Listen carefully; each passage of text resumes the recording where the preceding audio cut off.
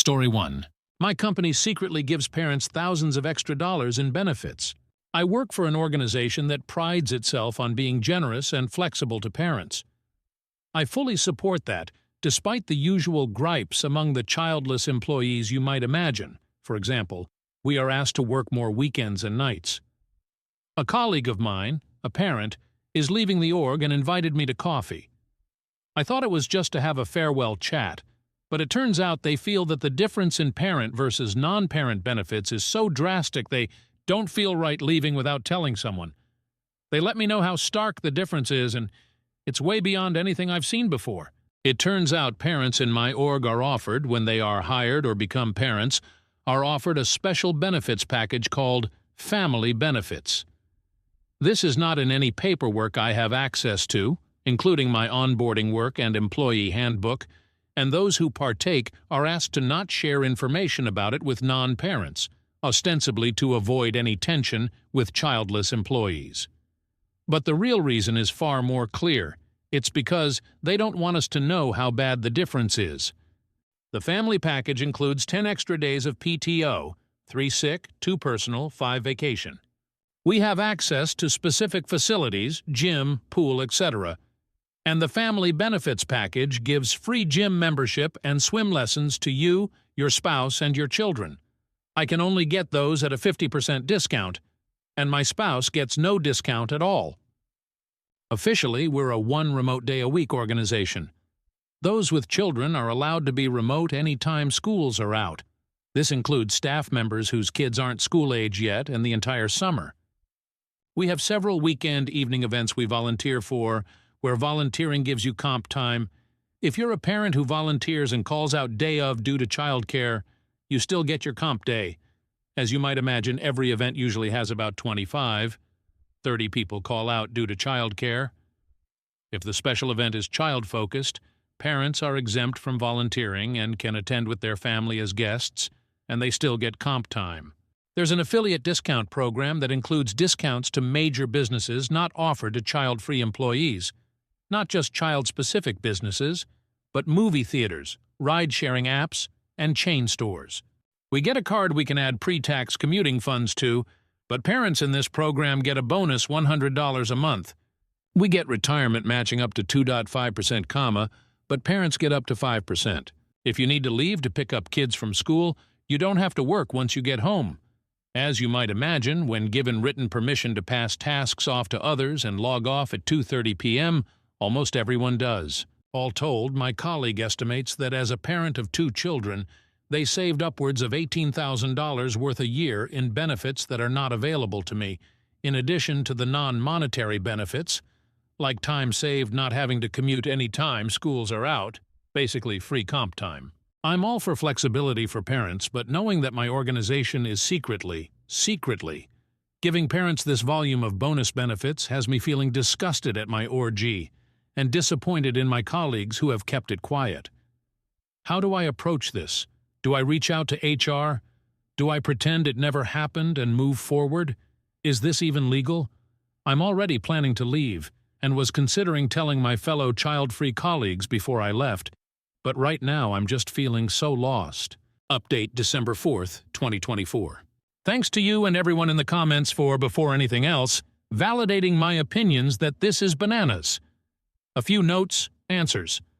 The child-free staff obviously noticed a lot of these things. Most of them even. We just didn't assume our organization's supervisors are running a secret benefits club, because that would be insane, right? To give some examples, most colleagues with kids made 1 weekly appearance in the office during the summer, so we attributed the extra remote days to their managers being nice, not a formal policy exemption. We'd see co-workers attend events as guests, and loved when they believed in our events enough to bring their families, but we didn't know they still got comp time. Honestly, the only people who took 100% advantage of every perk offered, no questions asked, were independently known to be asshats. My favorite example: my boss is universally loathed in the office. They're the kind of person who emails you projects on Saturday night, texts you about it on Sunday morning, then yells at you if it's not done Monday morning before they hand me all their work to leave the office at 2 p.m. The office has lovingly nicknamed them NWC for No White Clothes, because you'll never see them in the office between Memorial Day and Labor Day. Someone in the comments questioned how the child-free managers felt about this, and it helped me realize that every single person in the C-suite and director level had kids, as did probably 2/3 of the manager level. Most of the managers who didn't have kids living with them were older empty nesters, who did have kids under their roof at one point, too. I honestly couldn't think of a single parent who didn't report to another parent. But I doubt that had anything to do with these policies. Rolls eyes as high as possible. I should say that didn't impact who did or didn't get promoted into certain roles. Parents and non-parents alike were deservedly hired or promoted from within. It did obviously impact which supervisor was assigned to which person. Yes, apparently if you have your first child while working there, you then get told about the expanded benefits packages to accommodate your new family. It seems the colleagues are so pleasantly surprised at all the benefits they aren't retroactively angry. Or maybe they are and feel it's better to keep the secret. We do have a small, understaffed HR department. One person who is basically the liaison between us and a PEO for benefits and payroll, and a director who mostly does interviews and handles complaints. Both parents. To try and fix this, especially because I had been regularly interviewing to leave and didn't want to do it alone in the event I got a new job and left it behind, I spoke to some trusted colleagues, one a parent and two child-free. The colleague who was a parent, I also learned, had joined as a parent and was not given a big "don't tell the others" speech. It was just suggested they have discretion around benefits so we don't let money get in the way of teamwork. The two child-free colleagues had no idea about this and were enraged. The four of us met, and the Monday after your answer, put together some language and emailed our HR department and managers to outline that we knew about the benefits differences and were 100% prepared to publicly share with the full organization and an employment lawyer if they did not work to balance out the benefits, or at least publicize the differences so non-parents can choose whether or not they want to work here. I got a response that they'd be looking into it, and suddenly a number of directors and managers, including my boss, the C-suite, HR, and some board members were meeting for hours at a time that week. That Friday, an email went out that basically said benefits would be changing to match the changing needs of our organization. However, it didn't acknowledge previous differences. Generally, it meant that non-parents got the extra time off. Comp days are only given if you complete a volunteer shift. And we would have a universal in-office day of Wednesday during the summers, but be remote the other 4 days. However, some benefits weren't changing. You were still only eligible for family gym memberships if you had kids. There is no couples membership at organization, so non-families were just SOL. Leaving early without taking PTO was only for school pickups, and no announced change to our retirement benefits. If not happy with the response, we weren't. My colleagues and I were planning to tell everyone, but we didn't even have to.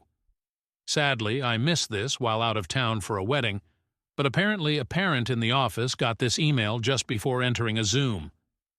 He didn't realize there were some non-parents already logged on and said out loud to another parent something along the lines of, "Did anyone else see this? I don't get it, it's just our benefits, but now I have to be in on Wednesdays." Cue the questions, cue the firestorm, cue everyone being told to log off and go home at noon on a Friday. Since then, multiple people have quit out of pure rage, including some parents who were also told to have discretion and were disgusted with the org. The C-level exec who originally spearheaded these benefits resigned, and all the non-parents have collectively agreed to refuse to go in the office until everything is more equal. Almost every benefit that was given to parents will now be offered org-wide. They are even creating a couple's gym membership. But interestingly, they have not touched the one thing that seemed to rile up the comment section the most: retirement matching. Apparently because families with kids spend more money, and the changing economy means more young adults need financial support from their parents in their 20s. Parents need more money in retirement to make up for it.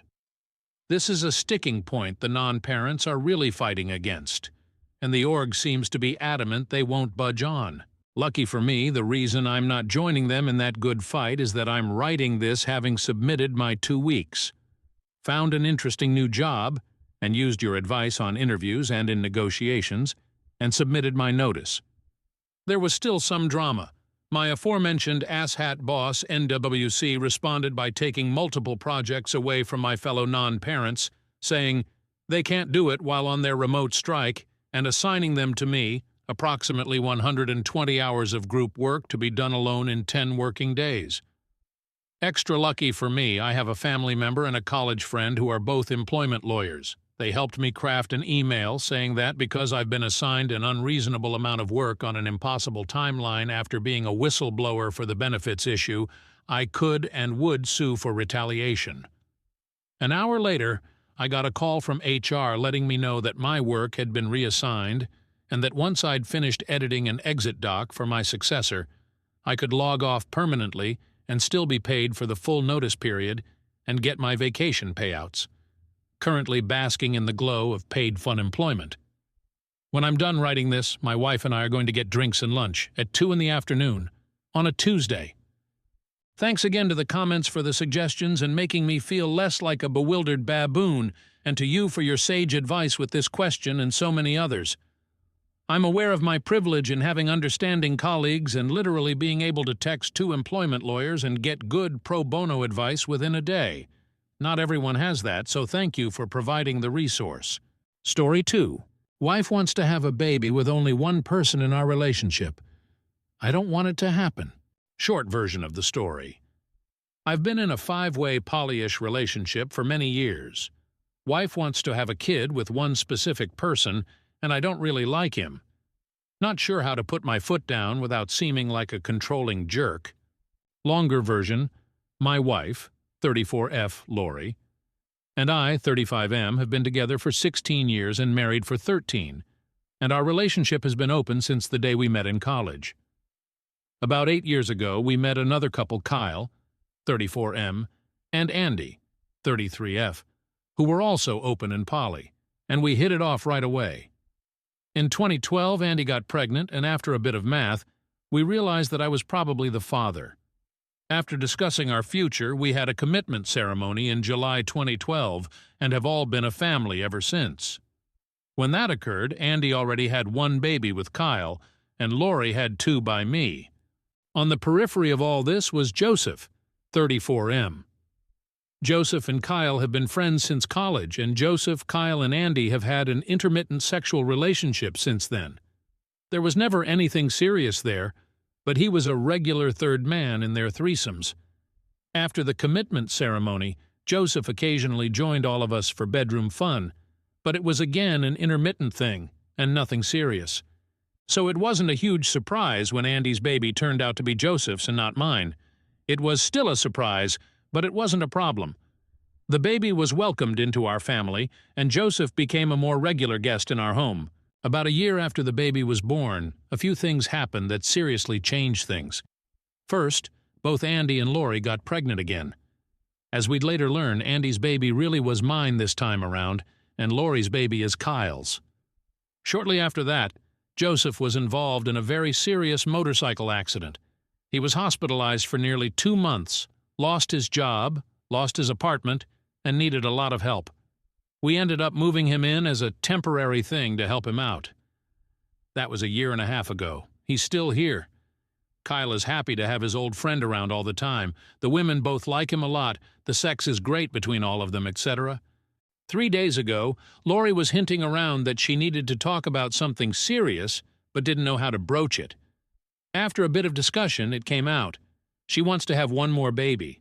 And not just anyone's baby. She wants to have Joseph's baby.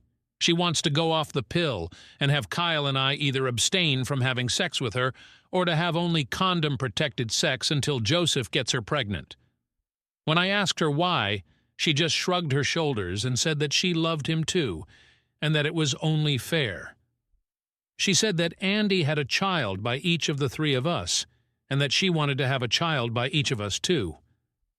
After a bit more discussion, it came out that the idea was his, and that he was feeling left out because he didn't have a child with her.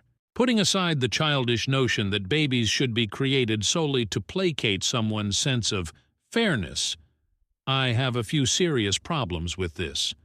First, we already have 6 kids in the house, which is already a bit much at times. I thought we were all done having kids, and I'm not sure I really want any more. Second, there is no commitment to Joseph. Where the rest of us have gone through a commitment ceremony to join ourselves to each other, he hasn't. But the biggest is also the simplest. I don't really like the guy. Never have. He's got this odd vibe and has always struck me as a bit untrustworthy. He honestly reminds me of a shady used car salesman. He also drinks too much, is a bit of a bigot, and has a personality that I find grating. I didn't object to him hanging around now and then because he was Kyle's friend. And I didn't have a problem with the sex because it was just sex, and I understood the history of their relationship. But now I'm wishing that I had. To be honest, I've long hoped that he'd meet someone who wasn't into polyamory, just to get him out of our sex lives and relationship. When he moved in after the accident, I kept my mouth shut because they were just trying to be helpful, and the discussions about his long-term plans have always alluded to the idea that he'd be moving out again someday. When he'd really annoy me, I'd tell myself that it was just temporary. Now I'm facing the possibility that this guy is going to be around forever. Kyle and Andy love the idea and think that Lori having Joseph's baby is romantic. Lori is looking to cement some kind of bond to him. I, on the other hand, seem to get angrier and angrier every time I see him, almost violently angry. I want to chase this guy out of our home and never let him in again. I want to punch him square in his smug face. I temporarily tolerated someone that I disliked because I wanted to be generous and helpful, and because he's the father of one of Andy's children. Now, because I didn't want to be a dick and consign a disabled man to homelessness, he's worked his way into our relationship and seems quite content to stay there forever. If this pregnancy happens, I know he'll never move out. How do I even begin to approach this? I don't really care if Joseph gets hurt in this, but every other solution seems to lead to the other people in my family being miserable, them being angry with me, or me living in silent misery. I can't see any way to resolve this that doesn't involve hurting those I love or hurting myself. Does anyone have any insights or suggestions? I don't want to lose this wonderful family that we've built, but every route I see seems to do it harm. What do you do when every other member of your family wants to include a new person into the family and you don't? Relevant comment? Thank you. I didn't realize until I read it in your post that I really do hate the guy now. I'm not sure when that happened. A few days ago, I just disliked him a lot. Since learning that he wants to have a baby with my wife, that dislike has been festering in a pool of anger and has grown into something quite a bit darker. The more I think about it, the angrier I get. At myself, at him, at the whole situation. You're right that I need to have this discussion and these things out there. Keeping it bottled up isn't healthy, and it's making things a lot worse. I don't want to hate the guy, I don't want to hate anybody. But keeping it bottled up is eating me alive. For my own mental health, I need to get this out there. Update. Thank you everyone for your responses. Your comments have been helpful. Time for me to head home for the day, so I won't be responding any longer. I'll have to think through some of these suggestions and figure out how to proceed, but I will absolutely speak up and let everyone know my feelings. It may be too late and the damage may be unavoidable, but it has to happen. Update 2. After I got home, I told Lori that we needed to talk and that we needed to seriously discuss some things before there was any more talk about babies. I told Andy and Kyle that we needed to have a meeting in the morning to discuss Joseph, but didn't want to go into it tonight because he and all the kids were home. They figured out really quickly that I'm not happy with things, and we'll hash it out tomorrow after Joseph heads off to his morning rehab visit and the older kids head off to school. Update 3 February 10th, 2016. Update 3. Wow, where to begin? We had the discussion this morning, and it went about as poorly as expected. I began by clearing the air about my feelings for Joseph. I reminded everyone that he and I have never got along, and that I've always viewed his presence in our home as a temporary thing. I told them all that I still view it as a temporary thing, and that I can't support any moves to make his presence in our home more permanent. That's when Kyle and Andy dropped a bombshell. Following Lori's announcement a few days ago, they'd been talking about asking Joseph to join our family formally through a commitment ceremony to make him a permanent part of our household. They were apparently going to bring it up with me today. I reminded them that, as part of our original commitment, we'd agreed that any additions to our family had to be done unanimously, and made it very clear that I'd never agree to that. My statement led to a huge argument, which included them calling me selfish, and the statement that the three of them could hold a commitment ceremony without me. I didn't want to go there, but I shut that down by saying, understand that if you do that, you're not talking about adding someone new to the family. You're talking about replacing me with him. I can't stay in a family that would hurt and disrespect me that way. That led to even more arguing that didn't have any real conclusion. That's when I turned to Lori. I told her that I loved her, and that it broke my heart that she wanted to have a child with someone I couldn't stand. I also told her that I found it offensive that he'd ask her to have a child to placate his own ego, but that I thought the request was fairly consistent with his lack of character. I reminded her that a child is not an object to be traded for affection or love, and that they should only be created as an expression of that love. Thanks, call me brother. I told her without any hesitation that having a child with Joseph would irrevocably change our relationship and drive a wedge between us. She would be choosing his happiness over mine, and that's how relationships end.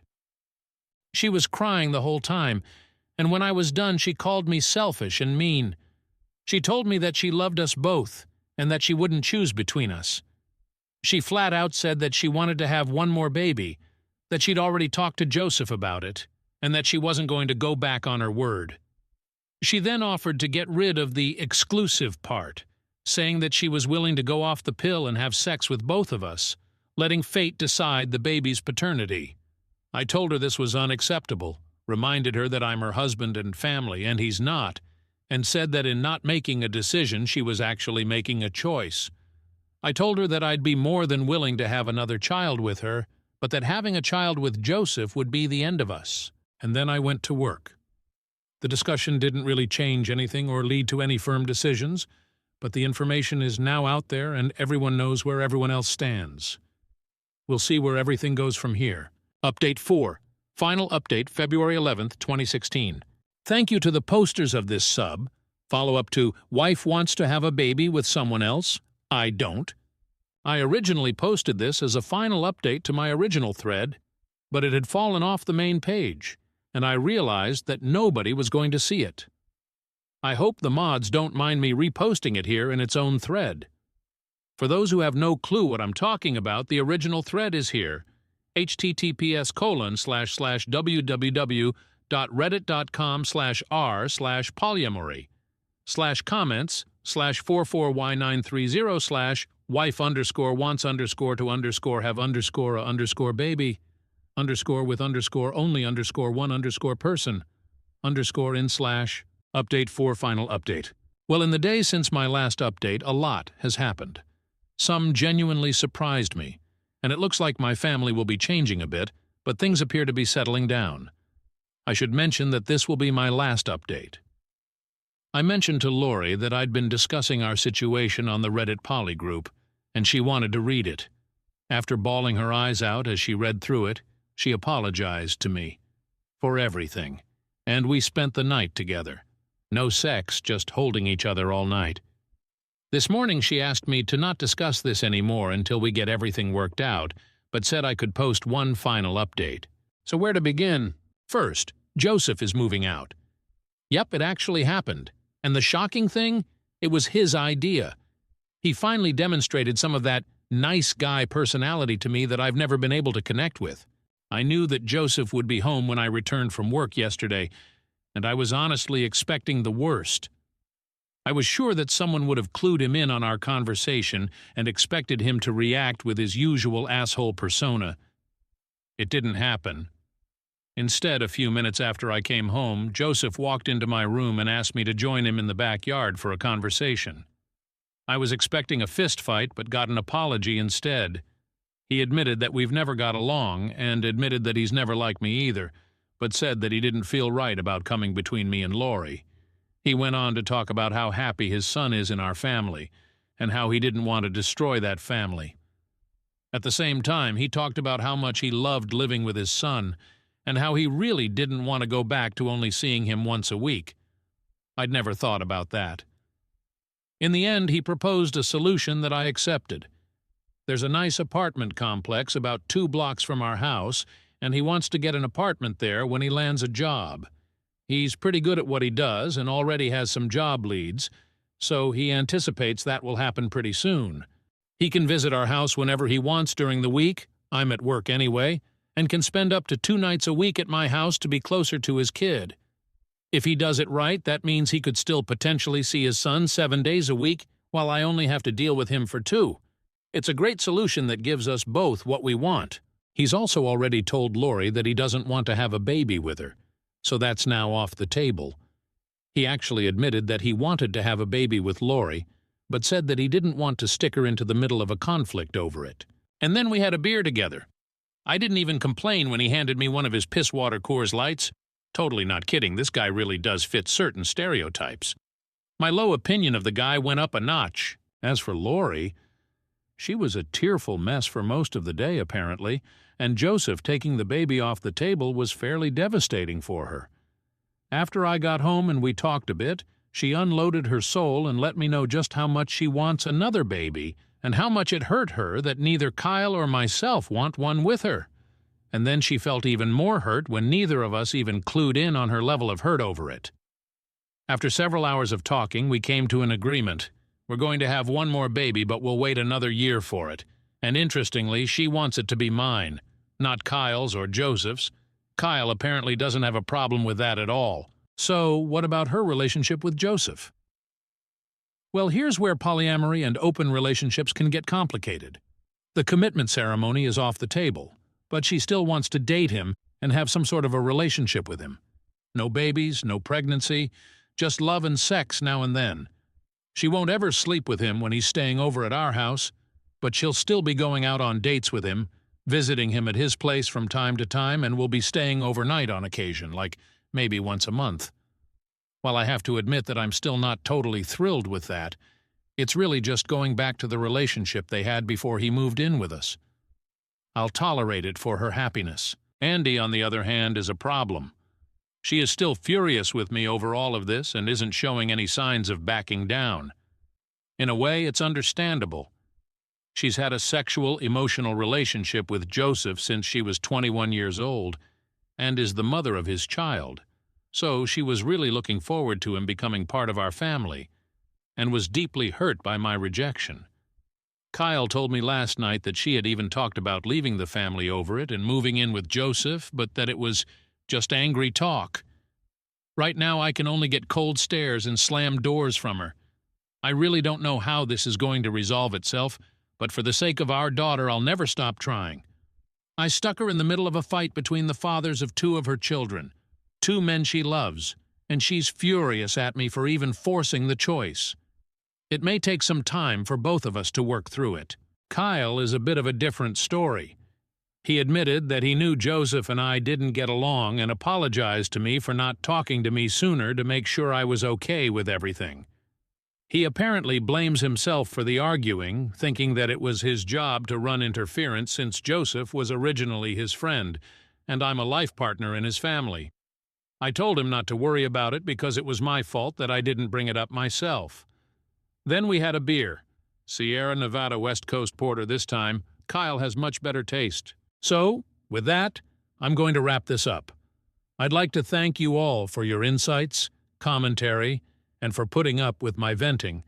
Posting this here gave me a place to mentally work through some of these issues before I broached them with my family, and probably saved me from making some very ugly comments and choices. I genuinely appreciated reading your responses, and I know that Lori found many of your comments eye-opening and insightful as well. She loves the thought that we're a tribe. Because someone requested it, we may come back and do an AMAA at some point about the emotional and family dynamics of living in a large poly-tribal household. But we need to finish working through the current situation first. Much love to you all. OOP on his feelings for Joseph after the fact now. This has raised my level of respect for him a bit, and I'm trying to move past the resentment this situation created. When Joseph and I were talking about not liking each other, we both agreed that, if nothing else, we both needed to be respectful of each other for the sake of the kids and the other members of the family. I brought it up. He fully agreed. Neither of us seems to want any kind of open conflict or competition in the household. Though when I asked him to talk to Andy last night to get her to sit down and have a conversation with me, 2 days now without a word from her, his response was a blunt, "You broke it. You fix it." We've still got a long way to go. And why Joseph did what he did in the end. I wouldn't say that I like him more, but I certainly have a bit more respect for him. He made it pretty clear that he was doing this for his son, and that he was putting his son's needs before his own. His kid has a happy, stable life, and he wants to keep it that way. When he realized that he couldn't have what he wanted without also screwing up his kid's life, he put his child first. I have an enormous amount of respect for that decision. His entire solution really revolves around his son. It keeps him involved in his son's life on a daily basis. It puts him just around the corner so his son can visit him constantly. It reduces strife in his son's household. And it gives the kid stability. I understand where it's coming from, too. I mentioned in the original discussion that he'd once liquidated his investments and retirement accounts to buy his sister and her kids a house after her husband walked out on them. The guy came from a fairly broken, unstable home and wants better for his children. When his sister was facing the same situation, he was saving her kids more than he was saving his sister. When his own kid was facing a self-destructing family, he pulled himself out of it to put the kids' well-being first. I don't know that Joseph and I will ever be friends, but my anger has largely faded, and I wouldn't say that I hate him. I have a lot more respect for him than I did before this happened, but I think we're too different to actually ever like each other. As I said in the OP, he openly admitted that the feeling is mutual. My only regret in letting Lori read the other thread is that she saw the word hate there. I've never used the word in an actual conversation over the past week, but Lori did mention it to Andy. Looking back, I think the hatred a reaction to being stuck in the middle of the situation at the time, and I absolutely don't feel any hatred toward him now. Still, it's hard to unsay a word. Story 3. My 22F friends, 22F parents, 50s, are blaming me for the death of their daughter, and they don't want me at her funeral. How do I talk to them? Repost because when I created a throwaway, I forgot to add throwray, and it got deleted by mods. Rosie and I grew up together since kindergarten in a conservative area, and she has pretty conservative parents. Rosie was very introverted when I met her. It took weeks for her to talk to me in a normal volume. In contrast, I was a very loud and outspoken child, and over the years it rubbed off on her. Her parents are very nice people and have never said it to my face, but I know they think I'm a bad influence on her. We were in the same school until we were around 14, when she moved away and we lost contact for a while. Neither of us had smartphones back then. We would email every month or so, but she had very limited computer time as well. When we were 18, we got into the same college and reconnected, although we don't see each other often because her studies are very demanding. We weren't as close as before, but we still talked a couple of times a month. I still considered her an important friend. 2 years ago, she got her first boyfriend, Darius, and it was obvious she had never been happier. I had never met him in person, but have only heard good things from her. Her family knows about him and approves of their relationship. But around 2 months ago, she found out that he had been secretly filming their sexual activities and posting it on porn sites. He did not censor her face, and he had amassed a not insignificant number of followers from these videos. She was mortified and heartbroken, but did not want any of their mutual friends knowing, for fear that people IRL could potentially search and see those videos. Since their social circles are very intertwined, she had no one to confide in, and I was one of the few people who knew. She stressed that her parents could not find out. They were under the assumption that both her and Darius were Christians and were saving themselves for marriage, and if they did, they would likely cut her off financially. Her mutual friends with Darius did not know what happened, just that she dumped him and it didn't work out.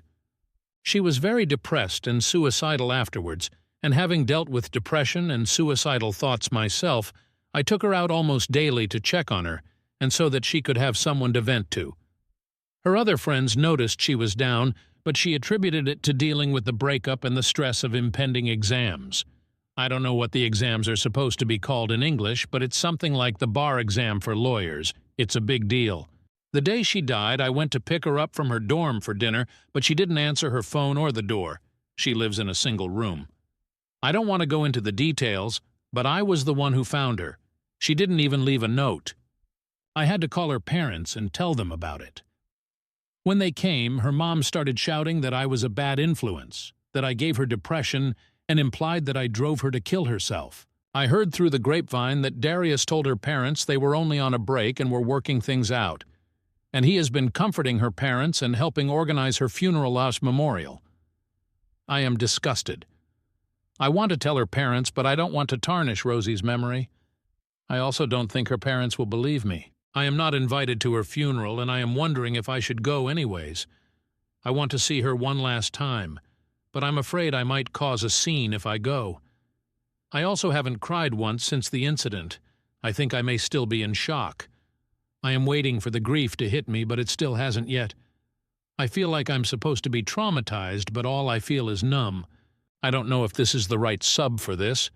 I usually read stories like this in Boru, never expected to be the one posting, but I'm looking for advice on whether to go to the funeral, whether to approach her parents or confront Darius, and if so, how, and I guess just how to navigate this whole situation emotionally.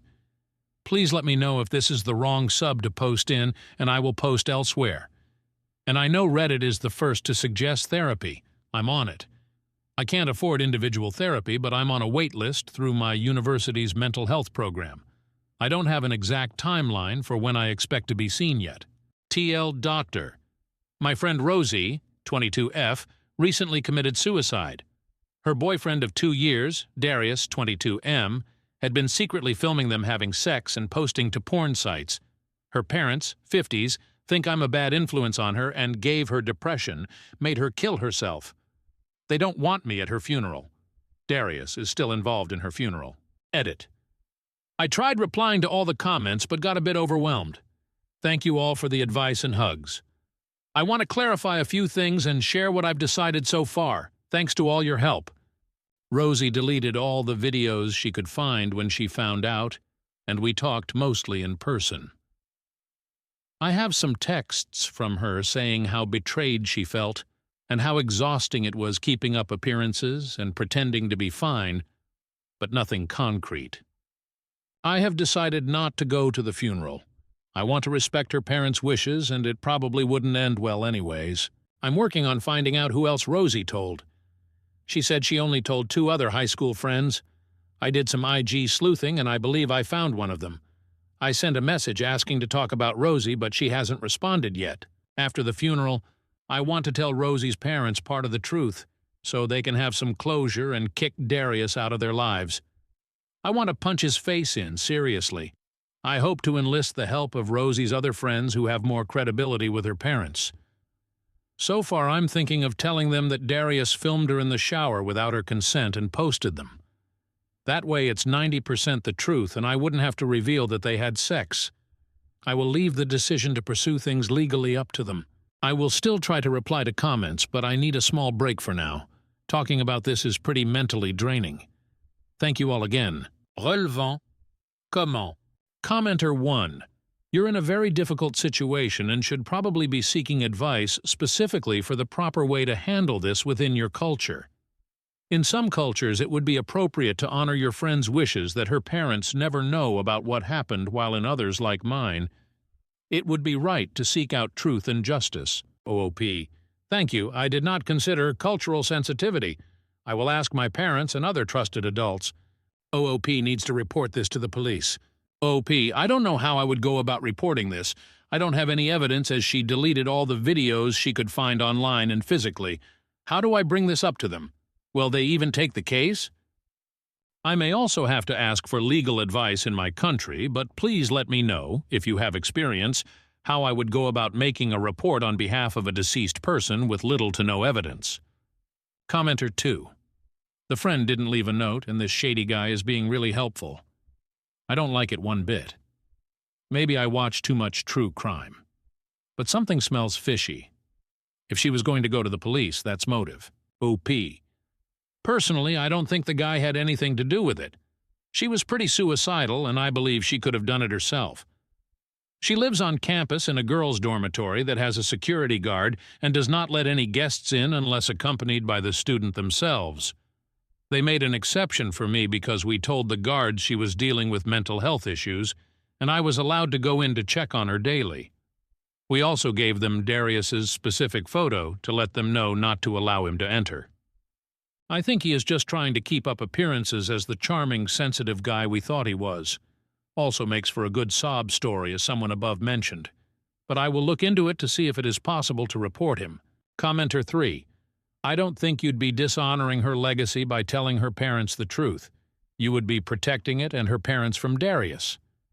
I agree with another commenter that his helpfulness and the lack of a note do not add up. Almost no one doesn't leave a note.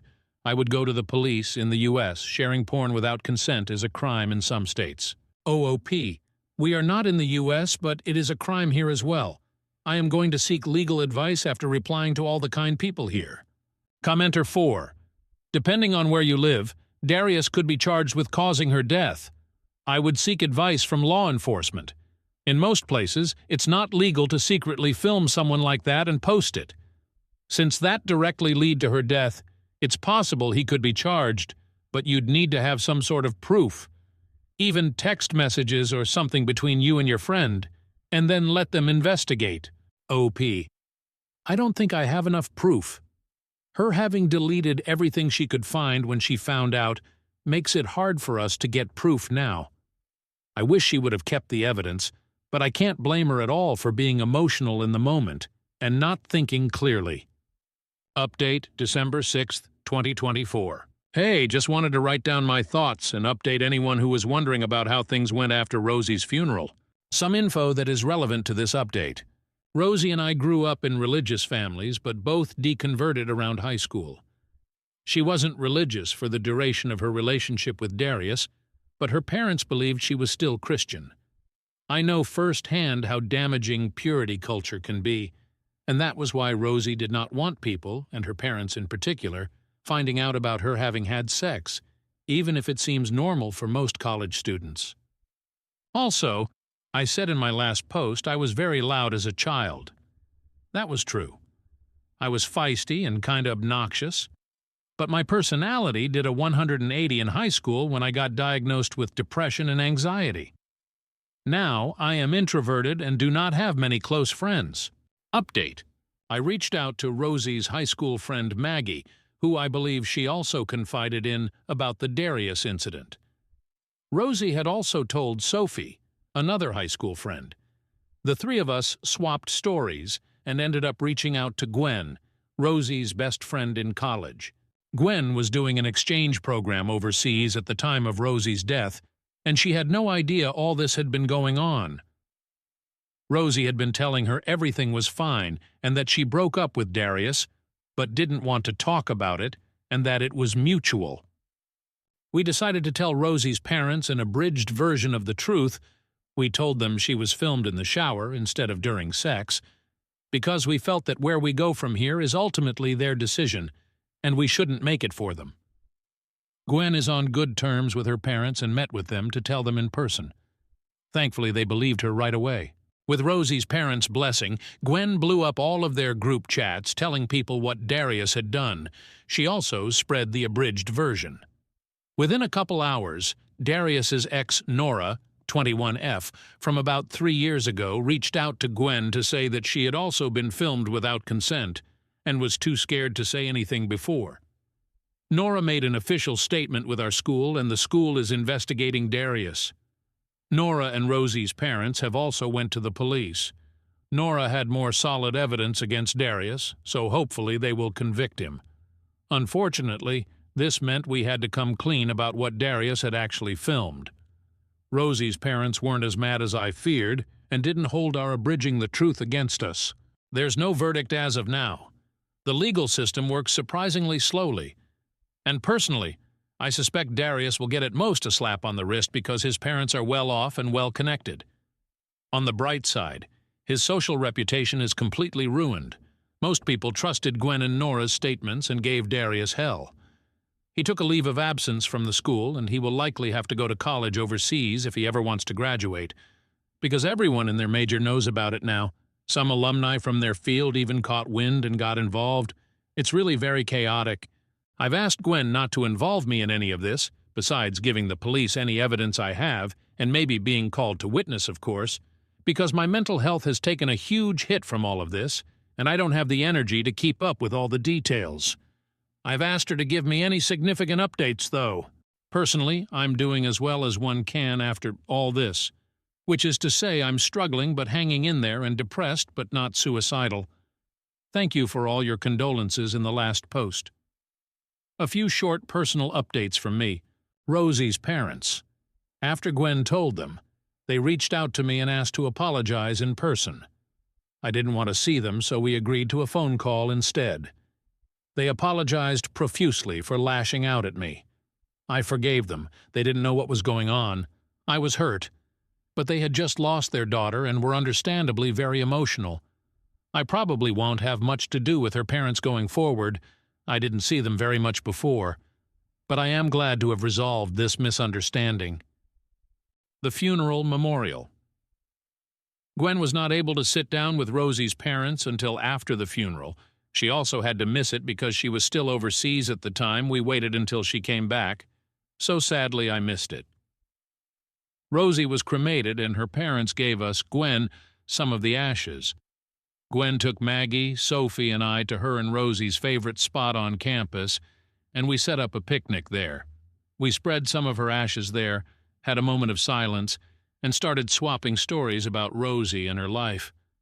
I had my first real cry after Rosie left, maybe 3 weeks after her death. It was very cathartic and hopefully the first step to healing. Therapy. I told my parents about everything, and they helped me find a therapist with a shorter wait list than the ones in school. I did an intake session, and I can expect to be seen in as little as 2 weeks with a therapist that specializes in grief counseling. In the meantime, I went to some support groups with Maggie, Sophie, and Gwen. I personally don't think it worked for me because every time I talk about it, it's like reliving the whole experience for me, so I will stick to therapy. Sophie and Maggie are still going to sessions. What next? My semester is almost over, so I'm trying to tough it out until then. I've told professors in my department about Rosie. They've heard about what happened. And they've been really kind, and I've been given extensions on most of the work I missed. I'm not sure if I will be going back to school next semester, or if I'm taking a break to recover mentally from all this.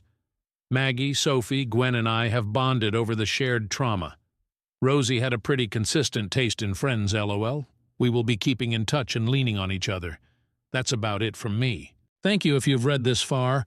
Typing this out helped. Tell DR, Darius is under investigation by the school and by law enforcement. Relevant. Comment. Commenter 1. Oh gosh. Take care of yourself, you've certainly been through the ringer. I'm glad you go PT the apology and realization they were wrong. Now you need space and time to heal. OP, thank you. My main goal was not to get an apology, but I appreciated the closure I got. No hard feelings towards them, I absolutely cannot imagine losing a child. Commenter 2. Sometimes a public shaming is more brutal than prison time. The internet is forever. As you said, he's dropped out of school and won't be able to get a job in his chosen career. And I suspect many people will make sure he can't find decent work elsewhere. People still bring up Brock Turner all the time and share his image. Hell, he was added to a law textbook, IIRC. I think he does have a job, but it's not a great one. I haven't seen anything recently about him. He goes by his middle name now. I'm sorry about the loss of your friend. I wonder if your country has revenge porn laws. Maybe you guys can work towards getting it out on the books if you don't. I'm sure there are plenty of people who are willing to help. P. I'm glad people are willing to believe Rosie and Nora.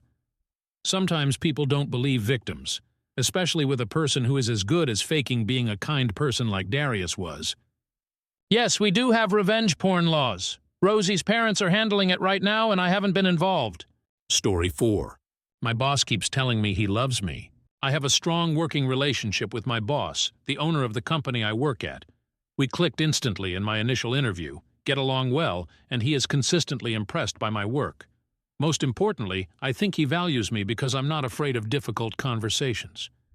And I'm the only person in company leadership willing to tell him when I disagree with him or when I think he's making a mistake. As one of the few women in leadership in a very male-dominated industry, I'm used to weirdness in my relationships with male bosses.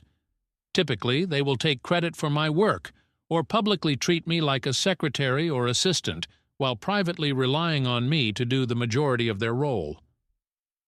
My current boss has never done anything like this, although he often seeks my advice. It's probably one of the healthier and more functional working relationships I've ever had with a manager. But I do have one odd problem.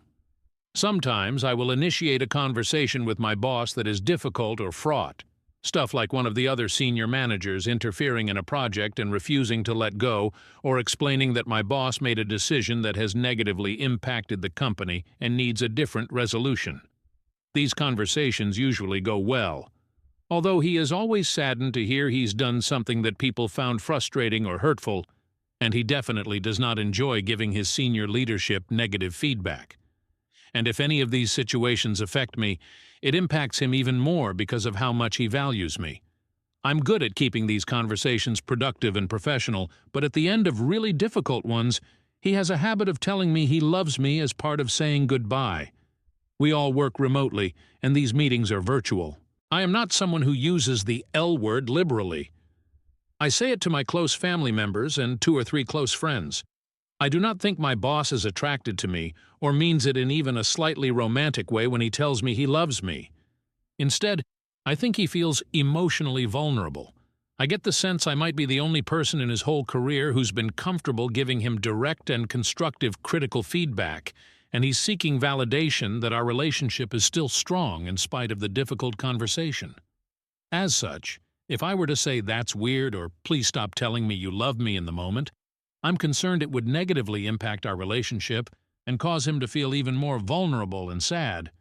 But if I bring it up out of the blue, it feels like making a weirdly big deal out of something that could conceivably be a slip of the tongue 3 or 4 times now. Should I just let this weird quirk go? What do I say in return? He's never pressed the issue. So far, he's always said something like, "Have a great afternoon, love you." And I've just ignored the second part and gone with a cheerful but awkward feeling, "You too." It's definitely strange, right? I don't love you. Editor's note for Allison's response, the link here. Update December 6, 2024, 13 months later. As many of the commenters guessed, my boss does come from a place where "I love you" or "love you" is a common way to end a conversation, although he doesn't seem to do it with anyone else. He's pretty much stopped, presumably due to me giving a weird look every time he said it. Our working relationship continues to be strong. He promoted me to the senior leadership team, and I continue to be able to bring up challenging topics with him that others couldn't. He does suffer a bit from lack of boundaries. Just recently he mentioned to me that he had a prostate exam, but it was fine to tell me because they do blood tests now, not the finger up the butt. Well, they still stick the finger up the butt later, but that's after the blood test, I think. They just don't open with the finger in the butt anymore. But that's just who he is. And frankly, it's refreshing to work for a boss whose finger-up-the-butt stories are medical. That's progress for my industry. Still don't love him, but I like him just fine. Story 5. Ada for speaking on behalf of my fiancé's child? Original post, November 29, 2024. My fiancé, 29F, and I, 28M, have been together for 2 years. For the most part, things are really good. She has a son, 8M, from a previous relationship. The dad isn't involved. Together, we're our own little family unit. The issue is over the son's recent birthday party. He's having trouble in school and has been made a target. My fiancé and I have both talked to the school. They give the same lip service. I suggested changing schools, but my fiancé says no school's perfect. The son wanted a small birthday party. Nothing major. He just wanted to spend the day with us at a park. My fiancé instead made him invite his entire class and planned a big day. Not a single child came. It was just us with trays of food and a bunch of birthday decorations. Waiting was the worst part. He's had some rough days, but I've never seen him so down. He was humiliated. It bothered me, and I felt something needed to be said. My fiancé and I had a talk that night, and I stated that I thought we should have listened to what the son actually wanted instead of pushing a big party. She believed that I should be supporting her and said it's not my place to interfere with matters involving her son. There was an emphasis on her son. Our talk turned into a big argument. Her comment was a blow. I realize I'm not the bio dad, but I'm the constant male figure in his life. We've grown close. I'm the one who has those serious talks with him. I'm someone he asks for advice, who drops him off at school and picks him up. I help him with homework, engage in his interests, show up on outings, etc. I might not be his bio dad, but don't treat me like some uninvolved bystander. My fiancée was always popular in school. She doesn't relate. I know what it's like to be unwanted in a room. I know what it's like to hate being in the school hall. My fiancé just believes he needs to try harder to assert himself. There's still some tension between my fiancé and myself. Thanksgiving was awkward, which is ironic since it's supposed to be about thankfulness. The son has started to notice the rift and asked about it. My fiancé feels I overstepped. I feel differently. Ida, some of OOP's comments. Invitations. My fiancé had made invitations and arranged for his teacher to help him hand them out. He didn't have much of an opportunity to not give out the invites. Commenter, and frankly, sometimes it is very okay to not try harder to assert yourself. He'll likely end up with a few solid friends who will mean a lot more than the level of friendship he could have with several people at once. Quoted from a different commenter. This commenter's last sentence has me thinking. How many friends does your fiancé still have from high school, OP? OP. Not many. There are a few girls she's kept in touch with, and they have annual reunions. But she talks about her school days like the best of times. Commenter, ugh, that's a red flag in and of itself. Does she have any close and meaningful friendships, or are they all shallow like her high school days? OOP, those girls are the core for her as far as standing friendships. Commenter, NTA. By inviting the class, I hope she's aware that she just opened her son up for more ridicule and tormenting. Everyone will know that nobody came. I don't know what she is thinking. You have every right to speak up for him, and she should be thankful that you want to.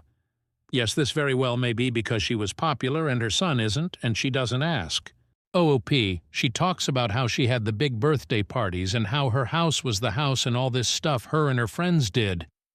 I try to get her to see that his experience is different from hers. The parties and stuff are what she wanted. It's not what he wants. Dropping him off at school that day, knowing he was now going to have to face those kids after getting ghosted, was particularly rough. She relates to the struggle and feels if he tries harder, everything will click in place. I don't think he needs to try any harder. He's a good kid and considers others.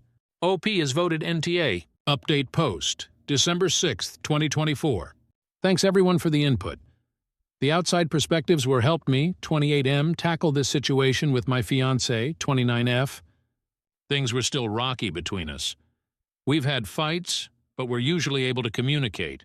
This issue was different. We both felt strongly about our stances with her son, 8M. The son noticed the rift and took it as we were disappointed in him after the birthday party. I reassured him that nothing was his fault. My fiancée usually leaves these kinds of talks to me because she says that I'm better with the emotional stuff. I wasn't sorry for speaking up. He was humiliated, and it happened because of him being forced into a party he never wanted. My fiancée and I arranged to talk while he was at school. She felt we needed to hash things out, too. It was my hope that we could work toward a solution. We both started off apologizing for contributing to the fight and letting it drag out. I told her that I was hurt by how dismissive she was of me and how I needed to keep out of issues with the son. She's never pulled that card.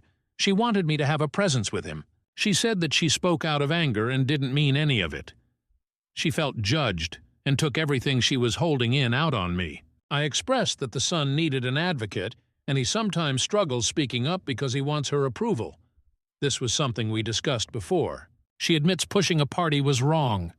She said that she loves the role I take with the son but feels that he and I connect in a way that they don't, and that's hard for her. I tried reassuring her that she's his mom, and no other bond could negate that.